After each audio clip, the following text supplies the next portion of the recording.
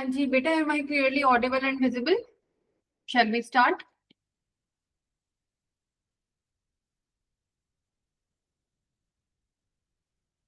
Good evening, Niharika. All right, great. Thank you. Okay, so yesterday we talked about the basics of EEG. I hope you remember how many leads are there, how are the leads placed, how do we calculate the cardiac axis, how do we calculate rate, how do we correct the QTC interval, what does each waveform in ECG represent in the cardiac cycle, and what are arrhythmias, right? Basics of arrhythmias. So yesterday we went through the types of arrhythmias. There are four types. One is sinus arrhythmia. So arrhythmias coming out of this SA node because of dysfunction of the SA node are sinus arrhythmia. So it can be sinus bradyarrhythmia, it can be sinus tachyarrhythmia, which we also know as sinus brady and sinus tachy, right? The second can be atrial arrhythmias, which are because of the abnormalities in the atrial muscles. So there can be ectopics in the atrial muscle, which can give rise to atrial tachycardia or can give rise to atrial flutter or atrial fibrillation. The third was your junctional arrhythmias or nodal arrhythmias.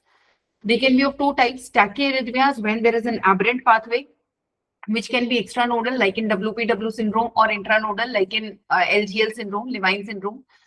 Or there can be junctional bradyarrhythmias, which are first degree, second degree, third degree heart block. First degree heart block, all the PR intervals are delayed equally. Second degree heart block is divided into two types, type 1 and type 2. Mobitz type 1, known as Wenckebach, and Mobitz type 2, which doesn't have another special name. Mobitz type 1 is known as progressive prolongation. So you can memorize that as progressive prolongation of PR interval till one QRS beat gets dropped, right? Till one P wave is not able to transmit itself to the ventricle to lead to contraction, right? The second is your Mobitz type 2, in which the PR interval can be same or delayed but same. No prolonged, no progressive prolongation of PR interval, and then all of a sudden one QRS gets dropped, which means that one P wave is not followed by QRS, right? Then we are coming now to ventricular arrhythmias. Okay, and we'll look at all the ECGs also today after we have done our ventricular arrhythmias. So how are ventricular arrhythmias divided? So ventricular arrhythmias, as the name suggests, it is because of the ectopic foci that are firing in the ventricular wall. So ventricular wall is made up of the major myocytes, the major cardiac myocytes. So ventricular arrhythmias are usually fatal because when ventricles go into arrhythmia, there is lack of perfusion.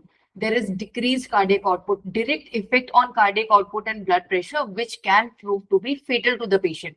So ventricular fibrillation is a medical emergency. We need to defibrillate the patient ASAP. And ventricular flutter, again a medical emergency, because if not tackled at that time, it will progress to ventricular fibrillation. Why? Because when ventricular flutter starts, it means that some of the ectopics are already there. Some of the regions in the wall are not firing properly, which leads to decreased perfusion even in the coronary vessels, which can lead to more of small ischemic regions in the ventricular wall, which can give rise to many more ectopics, leading to ventricular fibrillation. Okay, so how does that happen? So ventricles, we have ventricular premature beats, we have ventricular tachycardia, which can be monomorphic, polymorphic, ventricular flutter, ventricular fibrillation. Now here, I only want you to remember one thing. Whenever ventricle gets involved,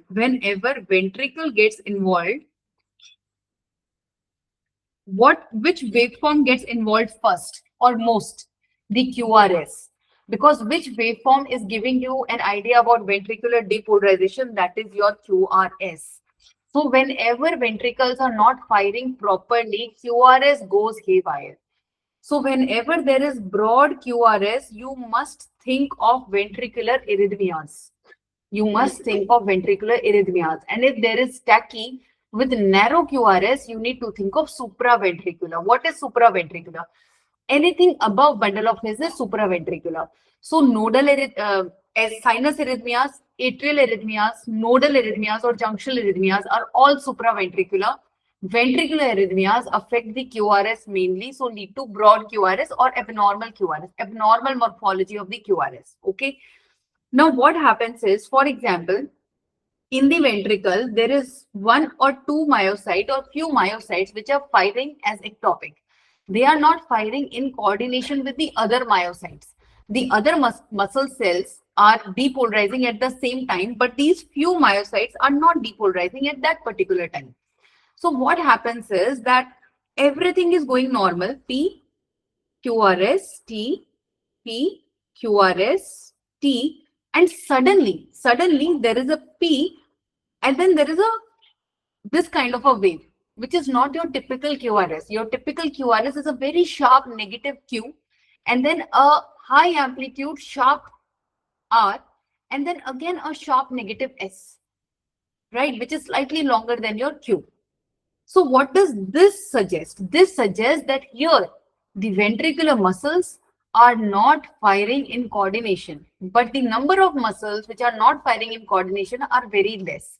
So what are these known as? These are known as PVCs or premature beats, or what we call as ventricular ectopics. Ventricular ectopics. So ये कुछ ectopics है. When few muscle fibers are ectopic, so बीच में ectopics are there. If there are very few rare ectopics in your ECG, it is considered normal. But if you are finding frequent ectopics, that means that the patient may go into a state of hypoperfusion soon. Why will a myocyte go into ectopic? Why will it fire ectopically? Because it is not acting normally. One reason could be it is not getting perfused properly. So in cases of coronary hypoperfusion, which then leads to MI, in the initial stages, ventricular ectopics can be present. So we should not miss out on ventricular ectopics. The second reason could be excessive exercise, caffeine, right? So exercise in patients who are, who have high consumption of alcohol, caffeine, 2-3 factors combined together giving rise to some ectopics or some abnormalities in few myocytes can give rise to ectopics, ventricular ectopics. If there are ventricular ectopics, few in number, it's okay. It's considered normal also. Sometimes heart can go, few myocytes can act aberrantly, rather not in coordination with the rest of the muscle. So you can have ectopics, but if you are having frequent ectopics, you should look out for that. You should go ahead with either a TMT or an angiography to know the cause for these ectopics, or an echo. Okay, so you need to do that. Now the second thing could be that now much more than these few myocytes are getting involved. Much more than these myocytes are getting involved. So supposedly up to 40 to 50% myocytes are now not getting perfused properly, or they are firing improperly. They are not firing properly. So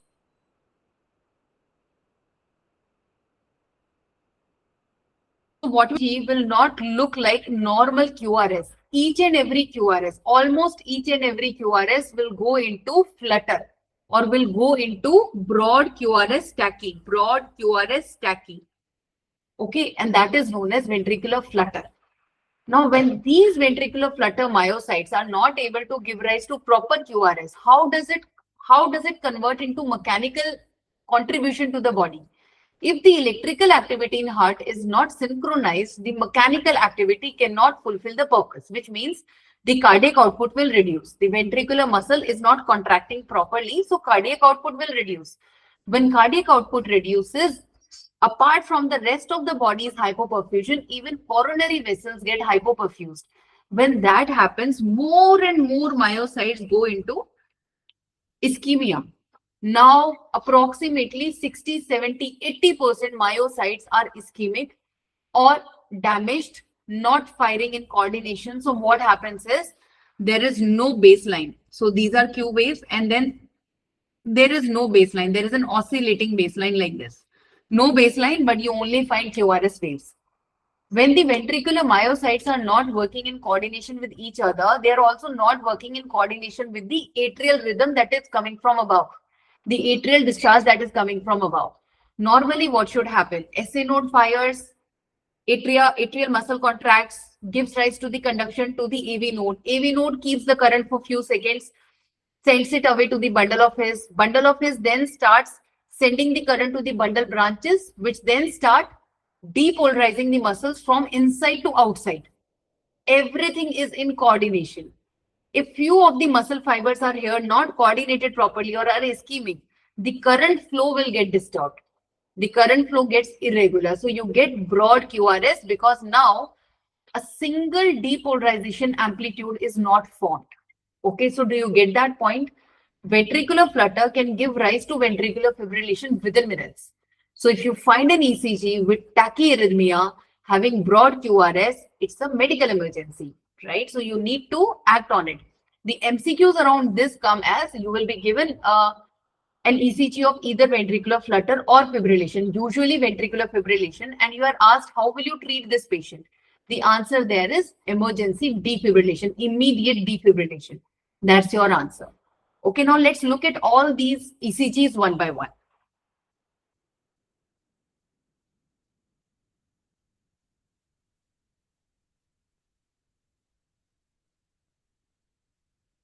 Right.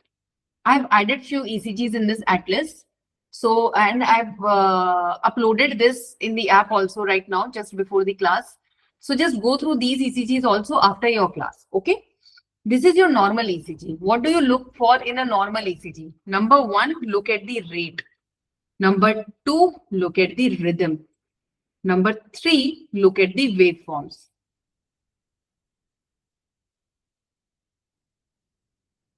These are the only three steps what you follow when you look at an ECG. How do you calculate the rate? What is rate? So you must remember I told you the speed of ECG paper is 25 millimeter per second. In 1 second, 25 millimeter of ECG paper is coming out. How many seconds are there in 1 minute? In 1 minute, there are 60 seconds, right? Heart rate is number of heart contractions per minute. What is heart rate? Heart rate is number of cardiac contractions per minute, which means that number of contractions per 60 seconds, right? In these 60 seconds, if in 1 second, 25 millimeter of ECG paper is coming out, in 60 seconds, how much of paper will come out? 25 into 60. And how much will that be? 1500. So 1500 in 1 minute. 1500 millimeter of ECG paper comes out in 1 minute. Now, how do you know how many contractions are happening? Every hour tells you that ventricle has depolarized, which means that the ventricle has contracted and given away the blood right now.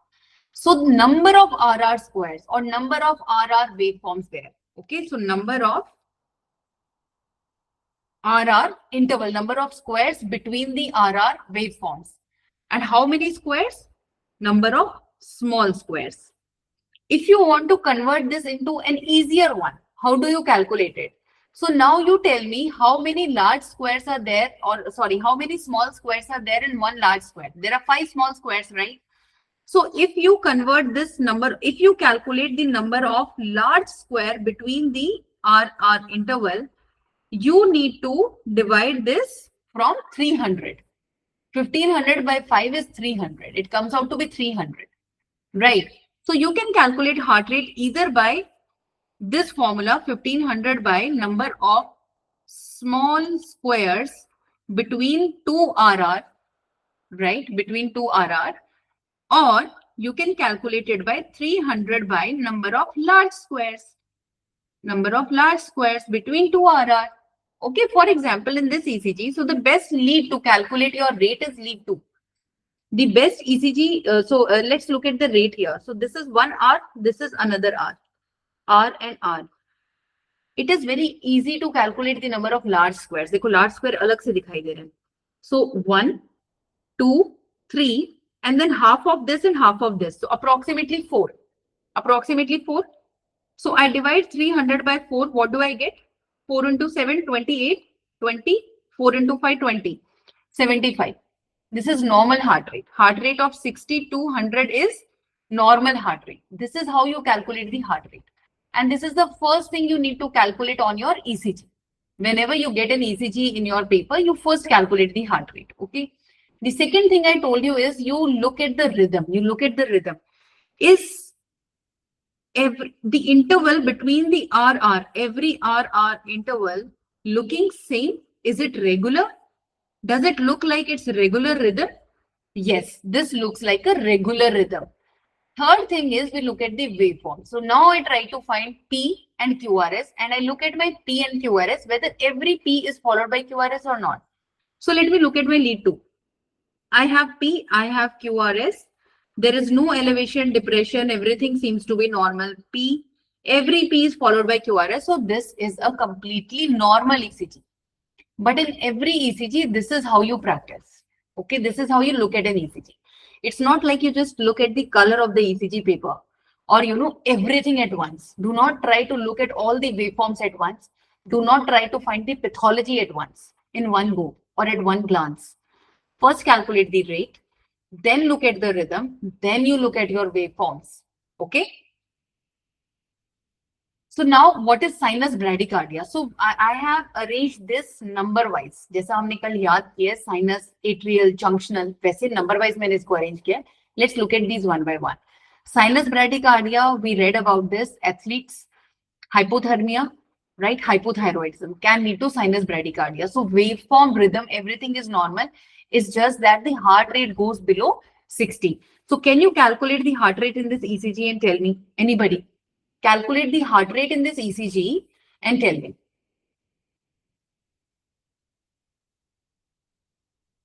These are the large squares, which you can see. You can't see the small squares here. Give me the answer, fatafat se. Bring out the mathematician in you. 50, 50, 42. अलग-अलग answer कैसे आ रहे हैं? Now I have to calculate. Wait. 1, 2, 3, 4, 5, 6. Around 6. So 300 by 6 would be 50. Yeah. और मुझे लगता है वो निहारिका ने ना इसको भी लिया होगा, right? That's okay. That's okay. So it's brady. It's less than 60, right? It's around 40 to 50. It's okay. Yes. ठीक है. Very good. So and then next thing is you look at the rhythm. Now look at the rhythm. Is the interval between two RR seemingly normal? Yes, it seems to be normal. Now look at the waveforms. Every P is being followed by QRST, P, QRST, right? There is no broad QRS, there is no absent P wave, there is no elevation of ST segment. S is also formed, no delta waves, no Osborn waves, no J waves, no epsilon waves, right? So what is this? This is a normal rhythm. So it is sinus bradycardia. This is an ECG which shows you sinus bradycardia. You can get a question like 30-year-old female, TSH level 12, comes to you with skipping of beats, history of skipped beats. And this is the ECG. What is the diagnosis? So answer here is sinus bradycardia. Got it? Move on to the next one. Okay. So a 42-year, maybe a 24. Okay, 24-year-old young man comes to you with history of breathlessness, ghabrahat, palpitations. And this is the ECG that you get. What do you find here? What is the rate? What is the rhythm? I've already written the diagnosis, but then please look at the rate. Tell me the rate. First, tell me the rate. Right. So this seems like tachy, right? Seems like tachy. Patient is hyperventilating. What is the history? History seems to be a history of panic attack. So this is sinus tachy. Is the rhythm okay? Yes. Are the waveforms okay? Yes. Is there any dropped P waves? No. Are there any irregular waves? No. Are there any ST elevations, T inversions, pathological Q waves? No. So what is this? This is a case of sinus tachycardia and the patient is probably having a panic attack. Okay. All right. So a 68-year-old man with who has a history of chronic smoking comes to you with shortness of breath and chest pain. And this is the ECG. What is the finding that you can see here?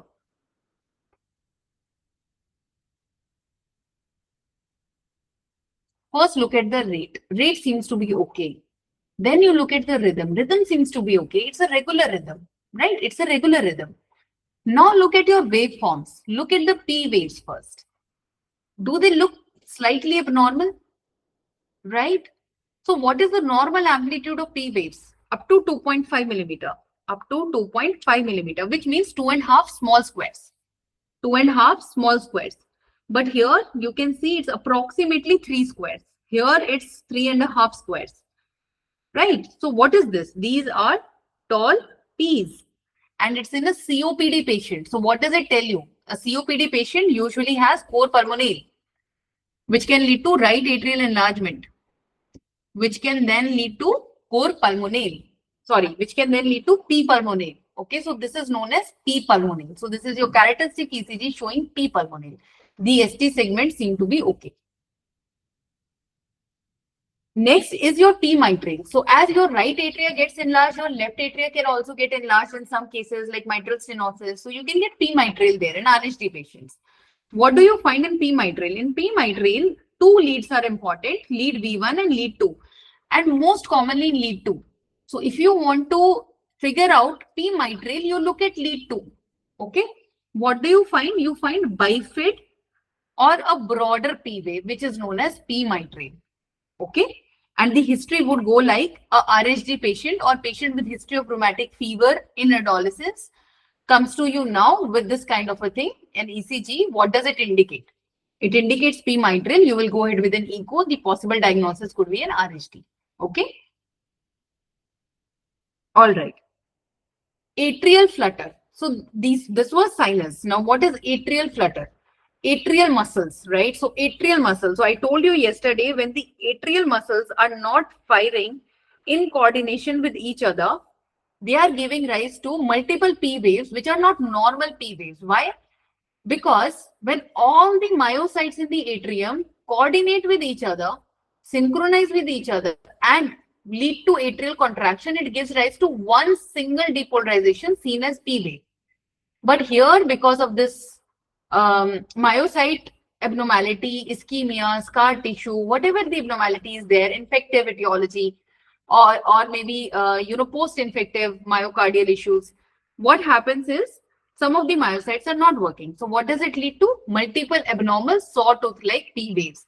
So you can see here there are multiple P waves, sawtooth-like P waves, followed by your QRS, and then again you have the sawtooth pattern. So this is known as sawtooth pattern.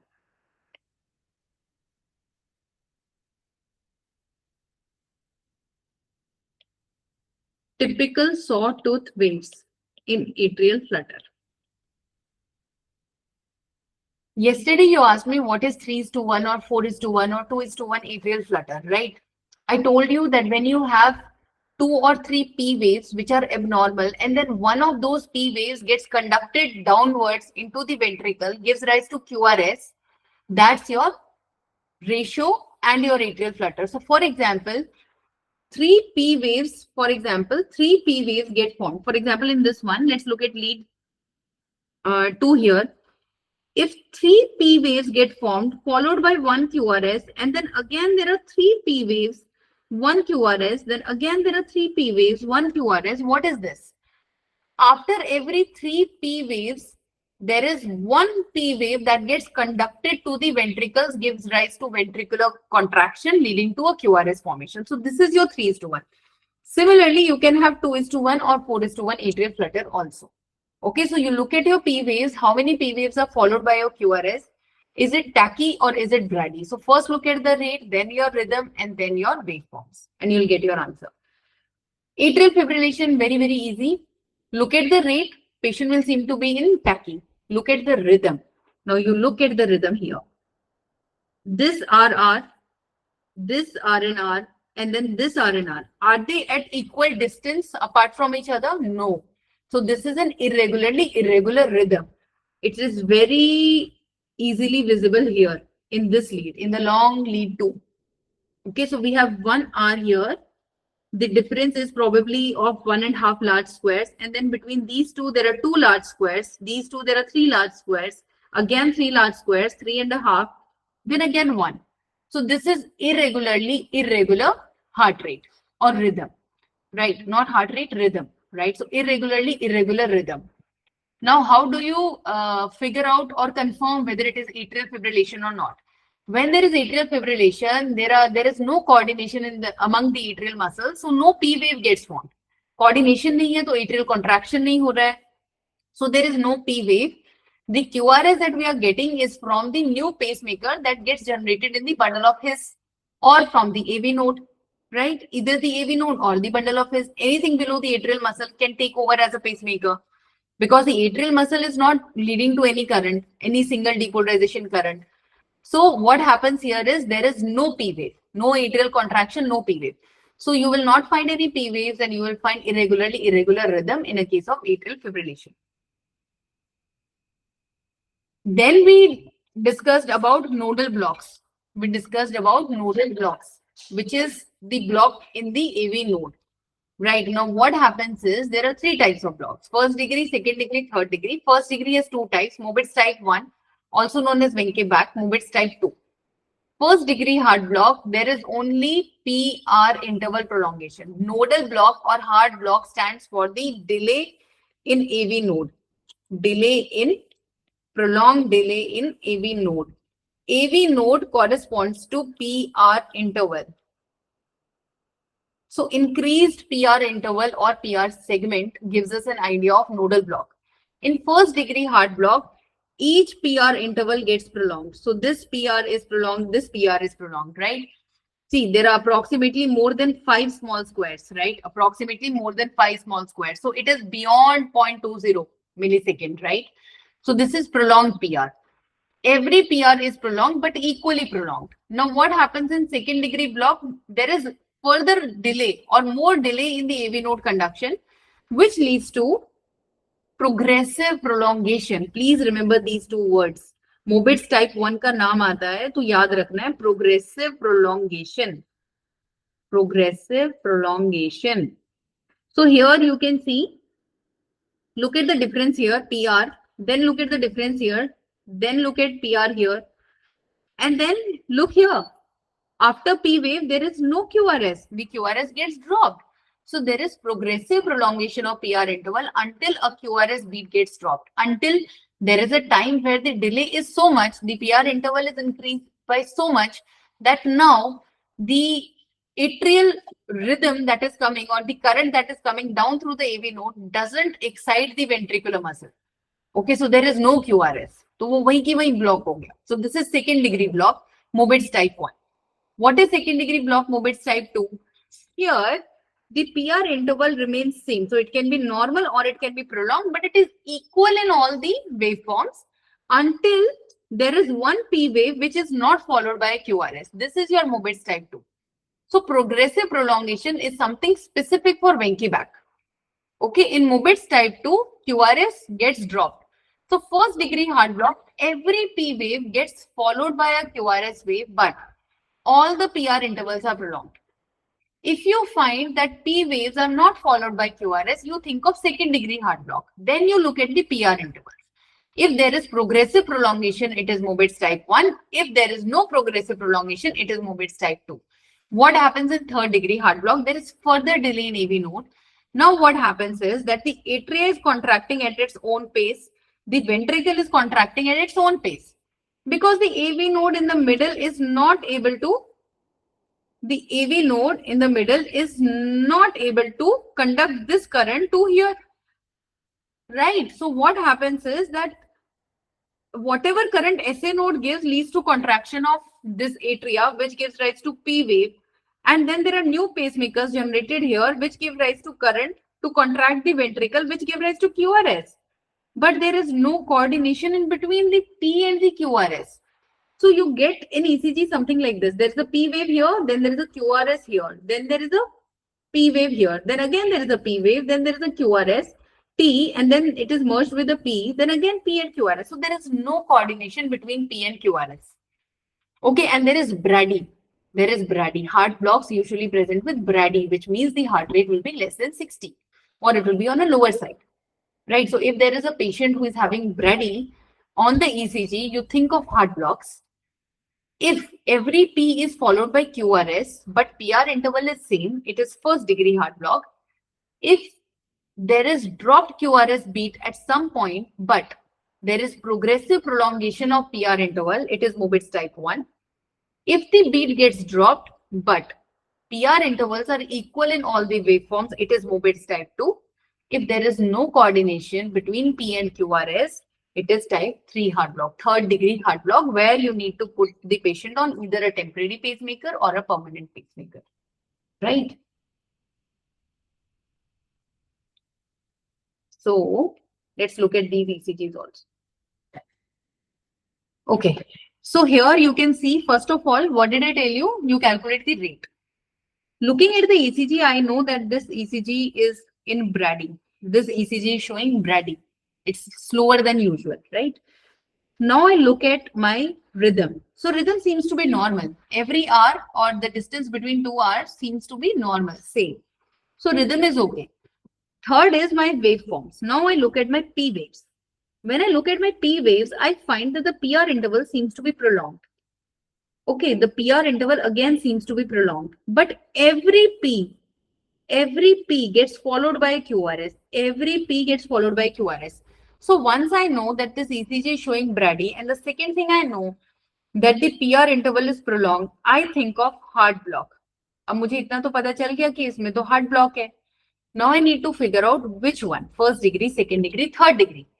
So then I look at my QRS. Is each P followed by QRS? Yes, it is. But PR interval is prolonged in every waveform. So which type is this? This is first degree heart block. Okay. The next one, again, I feel like, okay, the heart rate seems to be normal. But let's look at the waveforms. So when I look at the rhythm or the waveforms, I find that, okay, there is this P and I see that there is probably a T and a P, but I'm not sure. Okay, it's a question mark. So P followed by QRS, then T, then a P followed by QRS, and then a T. So what do I do? I'm not sure whether this P was followed by QRS or not, whether this was a P or not. I look at the long lead. I look at the long lead. When I look at the long lead, I find that number one, it looks like a tachy-Brady syndrome. There is tachycardia in few segments, bradycardia in few segments, but it is not irregularly regular. It is regularly regular, right? Next thing is that I can find a questionable P here also, then a P, QRS, T, a P, QRS, T, a P again. So P followed by QRS. Then this T, after this T, there is a P and there is no QRS here, where it seems like there was a Brady, but it is actually a dropped QRS beat. So now what is this? There is progressive. Now I look at my PR intervals. Is there progressive prolongation? Because now I get an idea, I get a hint that this could be second degree heart block. So now I look at my PR intervals. Is there progressive prolongation? So let us look at the interval. So interval here is this. Here it is little prolonged. Here it is little bit more. Here it is little bit more, and then it gets dropped. So now I know that this is Winky back. Okay, this is how you look at your ECGs. First, look at the rate, have an opinion, look at the rhythm, have an opinion, look at the waveforms, and then go through it, right? Then you know how to go through it. If you find a QRS beat gets dropped, but the QRS is narrow, you know this is something supraventricular. QRS morphology is normal. So it is not related to the ventricles. It is something supraventricular. So when QRS is normal and you find that QRS gets dropped, it's obviously heart block. Now, which heart block? Then you look at your PR intervals and you find that there's progressive prolongation of PR interval. So it is Mobitz type 1, right? It is Mobitz type 1. Then you look at Mobitz type 2. Now, again, this ECG, again, it looks like there is some dropped beats and then there is normal rhythm, right? Now, let's look at the P waves or the morphology.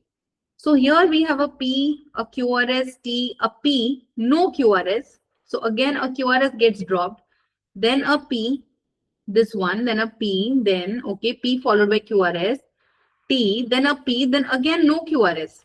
Again, QRS gets dropped, right? So again and again, this is happening. Now, what do I look at? I look at the PR interval. So here the PR interval is this much. Here also same. PR intervals are same. There is no progressive prolongation. So what is this? This is Mobitz type 2. Okay. The third is your third degree heart block. So here you can clearly see that there is clear cut Brady. The patient is in Brady. Third degree heart block patient will clear cut be in Brady. वो Brady नहीं रहेगा. Right. And then you look at the rhythm. So rhythm seems to be normal, regular. Rhythm is regular. Look at the waveforms. Can you find P here? I can see few P's. Then I have this QRS. Then I have the T, P. Then again a P. And then a QRS, T. Again a P, QRS, P, then again a P.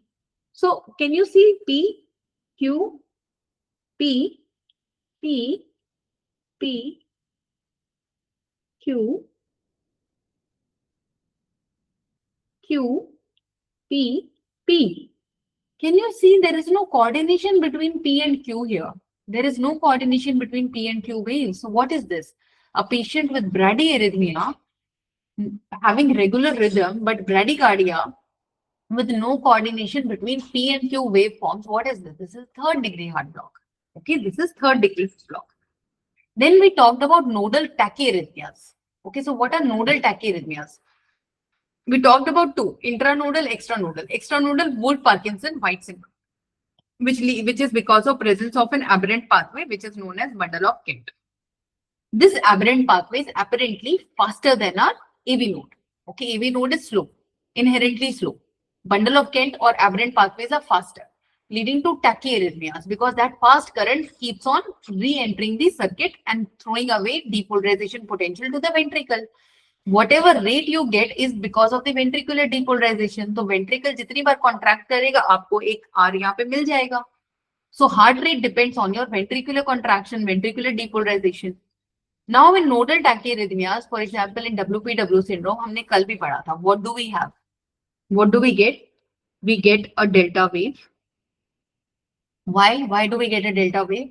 Because when the bundle of Kent leads to re-entrant circuit, which leads to depolarization of the septum. So the first wave, the first negative wave, when we talk about ventricular depolarization, the first wave that gets formed is your Q wave. Now that septum doesn't get depolarized effectively by this multiple re-entrant depolarization. So what happens is it doesn't lead to formation of a Q wave. Instead, it leads to upsloping of the PR segment to R.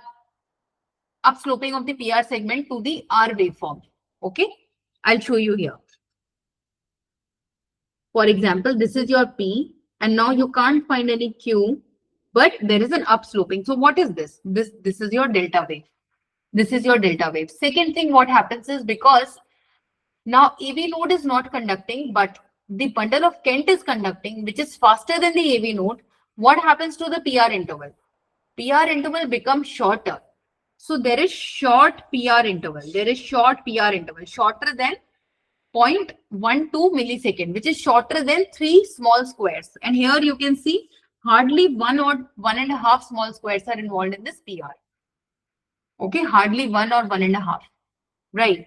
So this is your P, this is your delta wave, this is your shortened PR interval.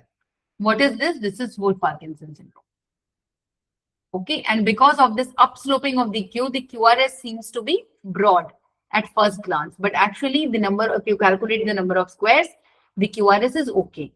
Only the septum doesn't get depolarized normally. Whatever current the septum receives, then it throws away the current collectively to the major ventricular muscles, which leads to a good R form, R waveform formation.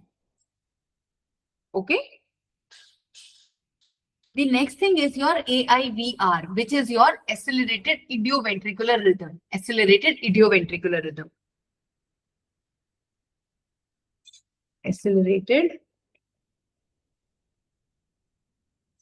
idioventricular rhythm. अब इसके नाम से पता चल रहा है idioventricular, which means from inside the ventricle. The ventricle is giving rise to the rhythm. There is no generation of current or transfer of current from the atrium to the ventricle.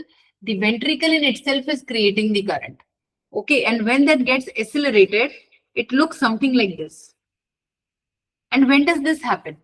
When does it happen? So whenever you have an MI patient and the patient undergoes PCI after a few hours, the myocardium by that time, approximately 50 to 60% myocytes are hypoperfused. So they are not depolarizing or repolarizing properly. When you reperfuse that patient by stenting or by PCI, what happens?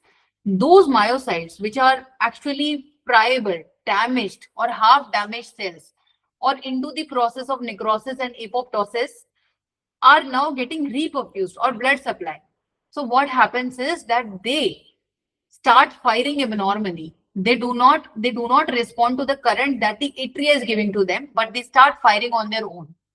So it is actually a good sign. It is considered a good sign. It tells us that, okay, you did a PCI, it's a good one, you were able to reperfuse. This is very transient also. After this, after few hours, normal ECG rhythm is obtained. Okay. So here you can find that there is broad QR. So PQR, broad QR waves, right? Broad QR waves, which tells us that, okay, there is something wrong with the ventricles. Okay, there is something wrong with the ventricles, and you can see that there is no P wave. क्योंकि P तो record ही नहीं हुआ ना, atria का तो contraction इतना हुआ ही नहीं है, P तो रिकॉर्ड ही नहीं हो रहा है, अभी रिपरफ्यूजन स्टार्ट हुआ है. So first the ventricular myocytes are getting reperfused. The first thing that happens is, so transiently you can find this rhythm, which is a good sign, which tells you that okay, you did well. और आपने PCI करके उसको reperfuse कर दिया. Now what is supraventricular tachycardia? So you now know what is sinus tachycardia. Supraventricular tachycardia is something like sinus tachycardia only, but with narrow QRS. Narrow QRS. So the rhythm is normal, heart rate is high, but there is supraventricular tachycardia, which means above the ventricle. What lies above the ventricle? Are nodes, AV nodes. So when AV nodes start firing rapidly, what happens? The PR interval goes down. So PR interval is either not measurable or very less. PR interval becomes very, very less. QRS is narrow, it is not broad because it is supraventricular. Ventricular muscles are okay. So supraventricular tachycardia is narrow QRS, ventricular tachycardia is broad QRS. And since it is a tachycardia, your heart rate is more than 100. So this is how your supraventricular tachycardia looks like. The only difference between sinus and supraventricular tachycardia is with the PR interval. उसी से पता चलता है कि ये है, right? Now ventricular tachycardia, where I told you that the ventricular myocytes are going into abnormality or ischemia or infective pathology, or there is dilated myocardium. What happens in cases of ventricular tachycardia? Because ventricles are giving rise to QRS, since all the ventricular muscles are not contracting properly or in synchrony with each other, a normal QRS will not get formed. Abnormal QRS, delayed QRS, a QRS which takes time to form the current, that is known as a wide complex QRS. Okay, so if you find tachy, if you calculate the heart rate in this ECG, it clearly looks like a tachy. Right, इसमें आपको calculate भी नहीं करना है, इसमें दिखाई दे रहा है tachy है. You can find broad QRS also, and the rhythm is regular and the baseline is maintained. There is a maintained baseline, right? So what is this? This is ventricular tachycardia. ये साफ ventricular tachycardia का ECG है. Now ventricular tachycardia can be monomorphic or polymorphic. So monomorphic, जैसा कि नाम बता रहा है, same morphology. All the QRS have same morphology. Polymorphic, QRS morphologies differ from each other. From one QRS to another QRS, the QRS morphologies may differ. This particular ECG is a polymorphic ventricular tachycardia. Okay. Ventricular flutter. Now more myocytes are damaged, ischemic हो गए हैं, so they are going into ventricular flutter. Proper depolarization या contraction नहीं हो रहा है, which leads to decreased cardiac output. This is making the patient hemodynamically unstable or breathless or having chest pain. Right, so a patient presenting to you with chest pain or breathlessness or palpitations, and you find such an ECG, this is ventricular flutter. You cannot find any P waves because ventricles are not ticking or not responding to the atrial rhythm at all. The AV delay is not working at all, and ventricles are firing on their own. वो cells अपने आप ही fire कर रहे हैं. So ventricular flutter. Okay, ventricular flutter, if you do not treat at this stage, it will go on to progress into ventricular fibrillation, which is a medical emergency, and you need to defibrillate the patient. क्योंकि यहाँ पे cardiac output कम हो गया है. Cardiac output कम हुआ है तो coronary हाइपोपर्फ्यूजन होगा. कोरोनरी हाइपोपर्फ्यूजन होगा तो और मायोसाइट्स इस्केमिक हो जाएंगे. जब मोर देन 70% मायोसाइट इस्केमिक हो जाएंगे तो उसके बाद में आपको ये प्रॉब्लम आने लग जाएगा कि it goes into ventricular fibrillation. In ventricular fibrillation you will not even find these kind of well defined QRS. इतना वेल डिफाइंड QRS भी नहीं मिलेगा. What will you find in ventricular fibrillation? No particular baseline. All the QRS are not at all well defined with respect to each other. So this is your typical ventricular fibrillation ECG. है ना? The amplitude of QRS varies from one another. No particular QRS formation. And if you look at the baseline is kind of, going up and down. There is no particular baseline fault. What is this? This is ventricular fibrillation. What do you do? If you find this ECG in your exam, you will be asked what to do. So the answer there is defibrillation.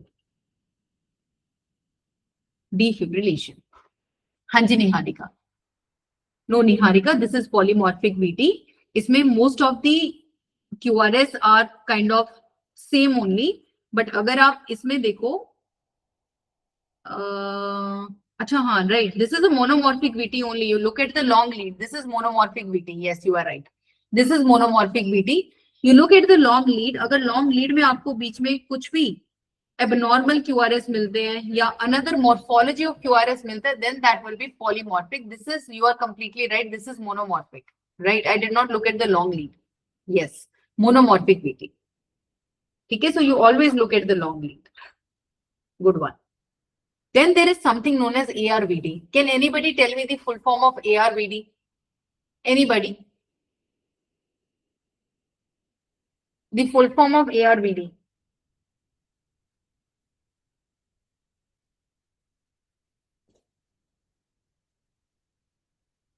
You can write down. I don't think I can unmute you. Can I? No, I don't have an option of that. Arrhythmogenic ventricular dysplasia. Arrhythmogenic atrioventricular dysplasia. Yes, right ventricular dysplasia. And what happens in this? Most of the myocytes in the right ventricle get replaced by fatty tissue. So gross specimen में आपको क्या मिलता है? You can find a gross specimen which shows fatty cells around the myocytes in the gross specimen in such a patient. But what happens on the ECG? So there is this particular waveform. Anybody knows this?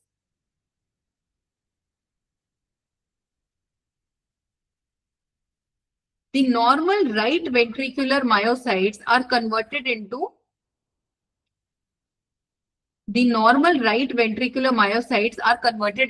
arrhythmogenic cells, which give rise to few abnormal potentials. This particular waveform is known as epsilon waves. This particular waveform is known as epsilon wave. So you can find serrated ST segment,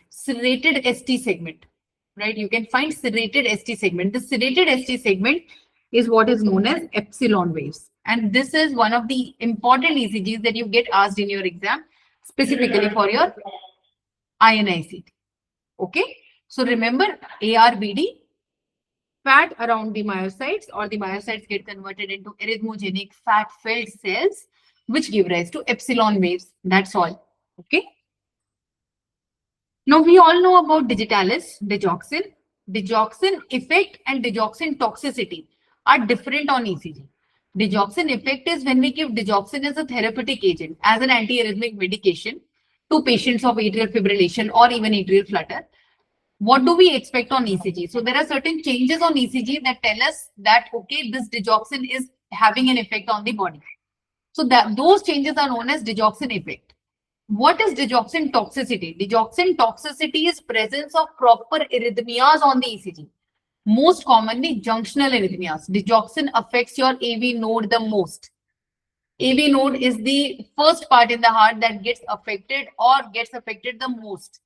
So it leads to junctional arrhythmia. So when proper junctional arrhythmias are there, that is digoxin toxicity. But if you have digoxin effect, what does it look like? So there is this sign, hockey stick sign, or Salvador Dali's mustache sign, because this was a person who had a mustache shaped like this.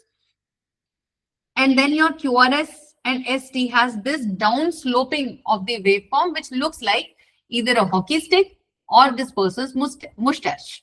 Right, so you call it either slurred, sagging, scooped, reverse stick sign, hockey stick sign, Salvador Dali's mustache sign.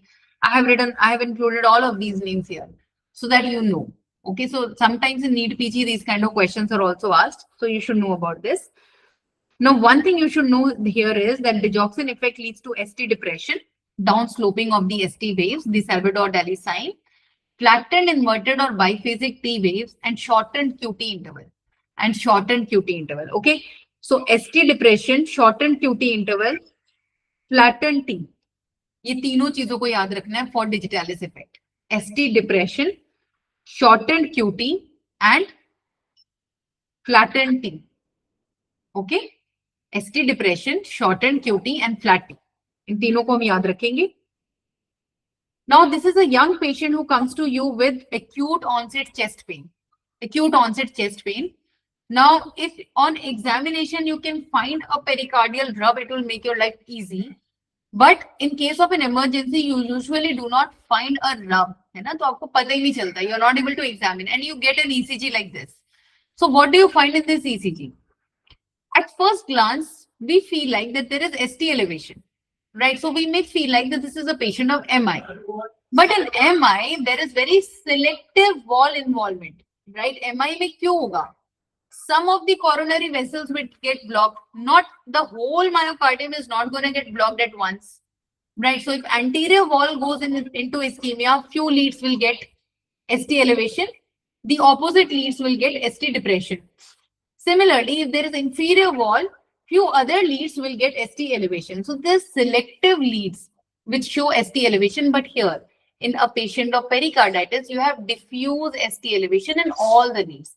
So if in your exam, there is a young patient with acute chest pain and this ECG is given to you and you find that there is ST elevation, please do not mark STEMI as your option.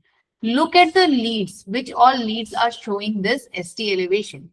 And when you look carefully, almost all the leads are showing ST elevation. So this is diffuse ST elevation. It's a case of pericarditis. So the answer here would be acute pericarditis. Okay. Another good, sign or waves which are known as Osborne waves. Osborne waves are usually seen in cases of hypothermia. What are Osborne or J waves? So when your Q goes above, forms R, and then it has to form an S because of the basal depolarization of the ventricular muscle. When hypothermia occurs, these basal muscles, the third part of ventricle that gets depolarized, gets affected the most. So there is an upsloping or an abnormality in the S wave. In the S wave, this particular upslope wave is known as a J wave. This particular wave is known as a J wave or an Osborne wave. So if you find an ECG like this, where you can find that, okay, this looks like ST depression, but this is present in all the leads. Let's look at the waveforms closely. And you have a look and you find these particular waves in all the ST segments. You should think of hypothermia Osborne waves. So Osborne wave, अब आपको पता है. Epsilon waves, you know, right? Digitalis effect, you know. Hockey stick sign, you know. Reverse stick sign, you know. Hypokalemia, U waves. Now, hypokalemia, apart from U waves, what other findings does hypokalemia show us on an ECG? What are the other findings of hypokalemia on ECG? Other than prominent U waves. U waves tell us about Purkinje cell repolarization. Purkinje cell repolarization. Okay. What are the other findings in a patient of hypokalemia? Anything else? So at least remember कि hyperkalemia में tall T होता है ना, तो hypokalemia में इसका opposite हो जाता है, flattened T or inverted T. Flattened T or inverted T. So in lead 2, you can see that all the T's are kind of inverted, right? Inverted. And then you have these U waves also, prominent U waves, right? Because of the Purkinje cell formation. Now, U waves are positive waves and they are not very prominently seen normally. But in cases of hypokalemia, they are seen prominently. So these are your U waves. These are your U waves. So you can find ST depression, you can find flattened T waves, you can find prominent U waves in a patient of hypokalemia. So everything opposite to hyperkalemia. T wave नीचे चला जाता है, U wave prominent हो जाता है, ST segment थोड़ा सा नीचे चला जाता है. Everything opposite to the hyperkalemia. So everything kind of slows down. Everything kind of slows down. Right? So hypokalemia. Hyperkalemia, we know tall T, prolonged PR, wide QRS, sine wave pattern. So if you look at this ECG, you can figure out in one glance that the T waves are very, very prominent. The T waves are very, very prominent, tall T waves. And when you look at this ECG, the only answer available in your option or the only feasible answer here is high potassium levels or hyperkalemia. Okay, apart from that, you can find prolonged PR, wide QRS, or maybe sinusoidal pattern. Sinusoidal pattern is never given in your exam, the ECG with sinusoidal pattern, but yes, tall T waves ECG is usually asked in your exam, right? So that's it for ECG Atlas for today. Do you want to continue with atrial fibrillation along with other arrhythmias on Monday? Shall we continue with arrhythmias and antiarrhythmics on Monday? Atrial fibrillation ko bhi we can club there only. And also I have uploaded atrial fibrillation, new notes on atrial fibrillation today, right now on the app. So go through those also.